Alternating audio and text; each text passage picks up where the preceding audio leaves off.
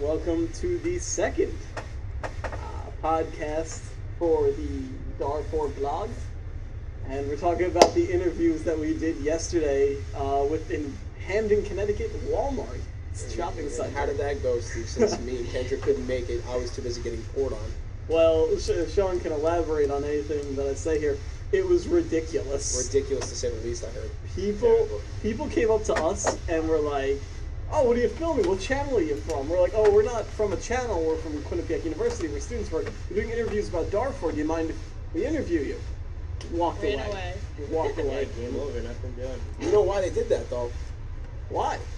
Because they don't know anything about Darfur, and they don't want people to know that. Some people actually said, I don't know much. I don't know, anything about Darfur. They're like, if you could tell me some things, maybe we'll do it.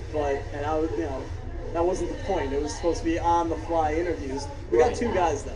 Okay. We got two guys. Yeah, what was the guy's name? Mike? Yeah, Mike.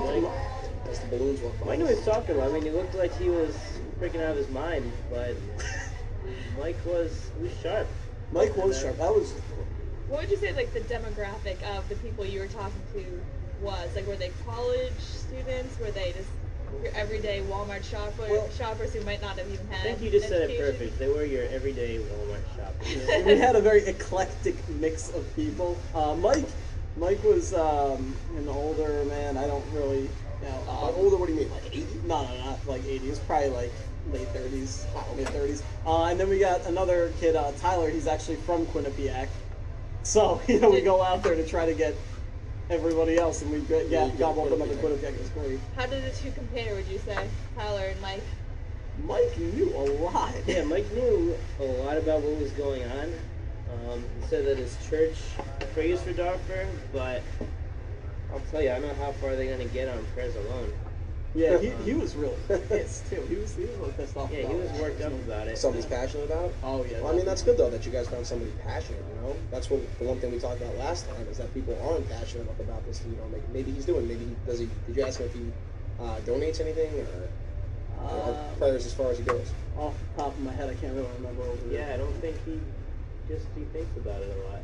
Yeah. Maybe even that's a that, start. that's a start. And then on the other end of the spectrum, Tyler, not so much. He was. I mean, I really don't know how I felt about Tyler. I mean, he didn't really know much. I don't really think. He was like the average American. He just really doesn't seem to care. Yeah, he seemed like one of those guys that were like the people that were walking away from us. Since he was he actually got up and talked to us about it, which was pretty cool.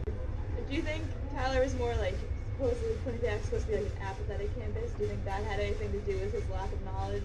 I don't know if I've ever met anybody more apathetic in my life than Tyler. Was he a freshman? No, he was a senior. Oh. Yeah. But at least, he was willing to talk to us, and he sounded, like, he almost felt bad that he didn't know what was going on in Darfur. The other thing is that he kind of seemed like how I was before we got into this project. I knew nothing about it. Heard of it. It was an African country. I knew things about Darfur, but not really much. I knew it was bad. Yeah, right, exactly. The bad things are, and that's what Tyler seemed like to me. He didn't really seem apathetic. It was more just, I don't know, like, hey, yeah, it's happening, but there's things going on here. There's not a lot of news coverage, whatever. Right, and that seems to be the argument of everybody, is Darfur's bad, but we have to worry about ourselves. That's what I seem to gather from most Americans, We have our own problems. Right. Well, that's about it. Check back next time. Next time we do this. Hopefully someone knows something.